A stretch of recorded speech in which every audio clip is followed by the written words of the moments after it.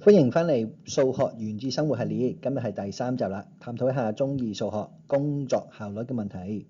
如果而家有一份數學卷啦，陳 Sir 自己一個人做咧，用咗30分鐘；同一份卷，如果老 Sir 自己一個人做咧，用咗50分鐘。咁兩個人一齊做，到底用幾多分鐘咧？首先咧，佢一定係因為有人幫手嘛，一定比快啲嗰個再快啲，一定時間一定少過30啦。第二咧就係咧，如果兩個人都係30咧，咁就係一半，即係15分鐘啦。所以答案一定係介乎15至30之間嘅。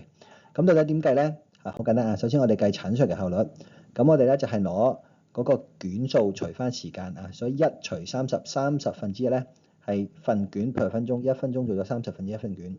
咁老 Sir 效率一樣道理啦，係咪？1除50咧就係50分之一，單位係份卷 per 分鐘。咁總共嘅效率點計啊？總共效率咧將兩個率加埋啦，30分之一同50分之一加埋，咁撳一撳機啊，75分之4撳到個份卷 per 分鐘。